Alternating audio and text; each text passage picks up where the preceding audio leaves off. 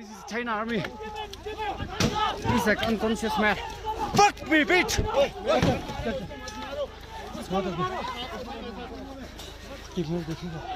부터 보내 잡네. मार मार मार वाह मार। लद्दाख में भारत और चीन के बीच सीमा विवाद को लेकर तनाव बढ़ते ही जा रहा है, लेकिन अगर बातचीत से हाल नहीं निकलता तब तनाव और बढ़ेगी और दोनों के बीच सामरिक कार्रवाई की पूरी संभावना है। किसी भी सामरिक कार्रवाई से दोनों देशों में एक जंग शुरू हो सकते हैं। भारत और चीन दोनों का दुनिया भर में आर्थिक, सामाजिक और सैन्य रूप से प्रभाव है, इसलिए संघर्ष की स्थिति में दोनों तरफ में कई देशों के शामिल होने की पूरी संभावना है। आज हम उन देशों और भारत और चीन के नेतृत्व में संभावित गठबंधन को खोजने की कोशिश करेंगे। दोस्तों, आप देख रहे हैं रणनीति। वीडियो शुरू होने से पहले हमारी चैनल को सब्सक्राइब कर दें और बेल आइकॉन को भी दबा दें ताकि भविष्य में अपलोड किया हुआ कोई भी वीडियो आप मिस ना करें। साथियों, यह एक संभावित परिदृश्य है, यह कभी भी बदलने की संभावना है। गठबंधन द्विपक्षीय संबंधों के साथ बनता है और द्विपक्षीय संबंध द्विपक्षीय हितों पर निर्भर करता है। द्विपक्षीय हित समय और स्थिति से बदल सकते हैं, इसलिए गठबंधन कभी भी बदला जा सकता है। हम वर्तमान विश्व स्थिति पर बात करेंगे। इन दोनों देशों और दुनिया के सबसे ताकतवर देशों साथ साथ इस क्षेत्र के देशों को इस सूची में शामिल किया जाएगा। तो शुरू करते हैं। भारत और चीन के बीच संघर्ष में सबसे स्पष्ट स्थिति पाकिस्तान का होगा। Pakistan global firepower index में 13वें स्थान पर है और आर्थिक और सैन्य दोनों रूप से चीन के साथ मजबूत संबंध बनाए रखता है। पाकिस्तान का भारत के साथ सबसे ज्यादा खराब संबंध है। इसमें कोई शक नहीं कि पाकिस्तान अपने आयरन ब्रादर चीन की ओर से पहले ही दिन जंग में कूद जाएगा। पाकिस्तान भारत के खिलाफ चीन का प्रॉक्सी है, इसमें थोड़ा भी संदेह नहीं है, इसलिए पाकिस्तान चीन की ओर जा रहा है। बांग्लादेश भारत का एक महत्वपूर्ण पड़ोसी है। Bangladesh global firepower index में 57वें स्थान पर है। भारत और चीन दोनों के साथ इसका अच्छा संबंध है। हालांकि बांग्लादेशी का एक बड़ा हिस्सा पाकिस्तान और चीन का समर्थन करता है, लेकिन बांग्लादेश सरकार भारत के साथ बहुत अच्छा संबंध बनाए रखता है। बांग्लादेश दोनों पक्षों को तनाव कम करने और बातचीत के जरिए सभी समस्याओं के समाधान का सुझाव देगा, इसलिए बांग्लादेश निष्पक्ष रहेगा और किसी गठबंधन में शामिल नहीं हो रहा है। ऐतिहासिक रूप से नेपाल का भारत के साथ एक उत्कृष्ट संबंध है, लेकिन वर्तमान नेपाली सरकार चीन से बेहद प्रभावित है। वर्तमान में भारत और नेपाल के बीच भी कड़वाहट चल रहा है। Nepal global firepower index में 97वें स्थान पर है। नेपाल इस संभावित युद्ध में चीन की छिपकर मदद करेगा, लेकिन भारतीय हमले के डर के कारण यह सामने नहीं आएगा। लेकिन नेपाल के पास कोई खास सैन्य ताकत नहीं है, वे केवल इन दोनों देशों के बीच अपनी भौगोलिक स्थिति के साथ चीन की मदद कर सकते हैं, इसलिए नेपाल चीन की ओर जा रहा है। श्रीलंका ने चीन को हम्बनटोटा बंदरगाह की लीज दी है। चीन भारत के खिलाफ इसका इस्तेमाल करने की कोशिश करेगा, लेकिन मौजूदा श्रीलंकाई सरकार के भारत के साथ पहले की तुलना में बेहतर संबंध हैं। श्रीलंका वैश्विक ग्लोबल फायर पावर इंडेक्स में 84वें स्थान पर है। श्रीलंका चीन को भारत के खिलाफ युद्ध में हम्बनटोटा बंदरगाह का इस्तेमाल नहीं करने देगा। वे यह भी जानते हैं कि अगर चीन की मदद करता है तो भारतीय नौसेना के लिए श्रीलंका आसान लक्ष्य होगा, इसलिए श्रीलंका निष्पक्ष रहेगा और किसी भी पक्ष में नहीं जाएगा। भूटान भारत के एक हिस्से की तरह है। भूटान की विदेश नीति भारत पर निर्भर करती है। भूटान की ओर से डोकलाम में भारत चीन के खिलाफ खड़ा था। Bhutan global firepower index में 133 स्थान पर है। निस्संदेह भूटान भारत का समर्थन करेगा, इसलिए भूटान भारतीय कैंप में जा रहा है। आसियान या दक्षिण पूर्व एशियाई देशों का संघ इस क्षेत्र में बहुत महत्वपूर्ण है। इस संगठन के सदस्य हैं Indonesia, Thailand, Vietnam, Malaysia, Singapore, Philippines, Cambodia, Myanmar, Brunei और लाओस। इनमें से ज्यादातर देशों का चीन के साथ दक्षिण चीन सागर में विवाद है और भारत के साथ उनका अच्छा संबंध है, लेकिन चीनी हमले के डर से ये सभी देश निष्पक्ष रहेंगे। हो सकता है वियतनाम भारत को छिपकर समर्थन देगा। आसियान किसी भी पक्ष में शामिल नहीं हो रहा है। भारत चीन के बीच युद्ध की स्थिति में रूस सबसे महत्वपूर्ण और अप्रत्याशित देश होगा। रूस ग्लोबल फायर पावर इंडेक्स में दूसरा स्थान रखता है। दोनों देशों का रूस के साथ रणनीतिक संबंध है और दोनों देशों के रक्षा बल रूसी हथियारों से बेहद लैस हैं।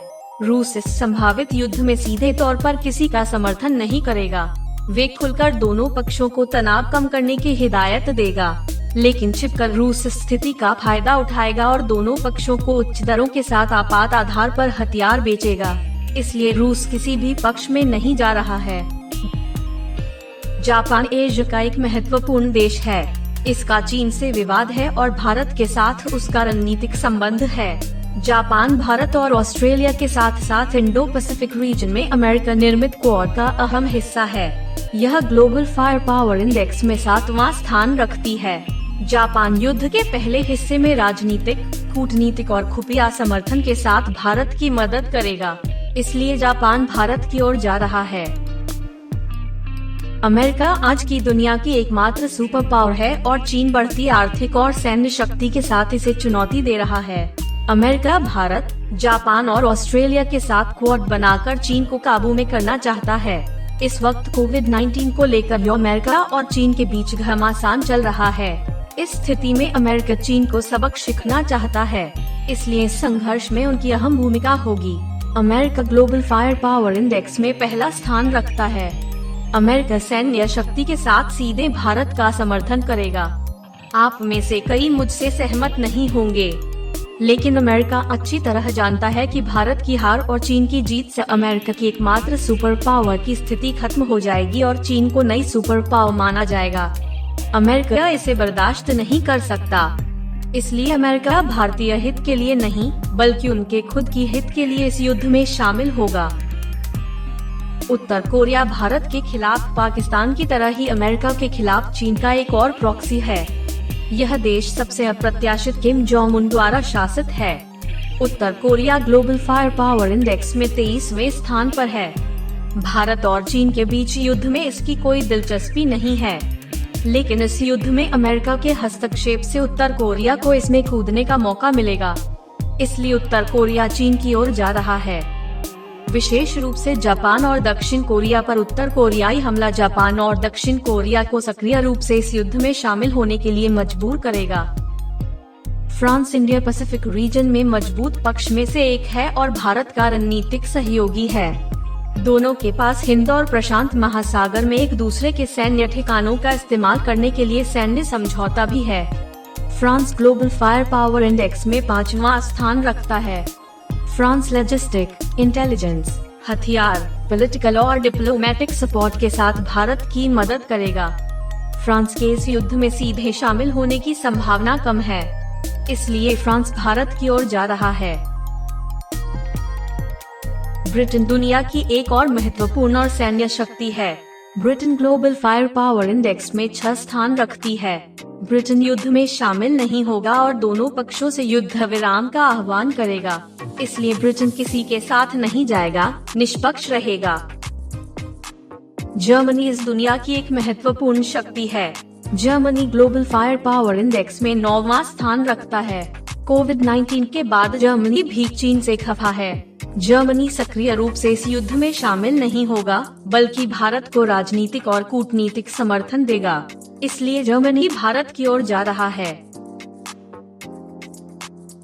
ऑस्ट्रेलिया हमारे द्वारा बताए गए क्वाड का एक महत्वपूर्ण सदस्य है।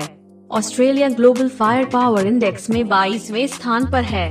युद्ध शुरू होने के बाद ऑस्ट्रेलिया कूटनीतिक और राजनीतिक रूप से भारत का समर्थन करेगा, लेकिन अमेरिका की इस जंग में शामिल होने के बाद ऑस्ट्रेलिया सीधे तौर पर इस युद्ध में शामिल हो जाएगा। इसलिए ऑस्ट्रेलिया भारत की तरफ जा रहा है। इजरायल भारत का रणनीतिक सहयोगी है और इस देश को युद्ध का जबरदस्त अनुभव है। ग्लोबल फायर पावर इंडेक्स में इजरायल 15वें स्थान पर है।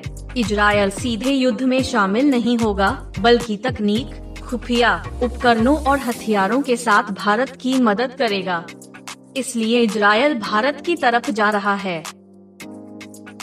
तुर्की का पाकिस्तान के साथ पुराना और रणनीतिक संबंध है।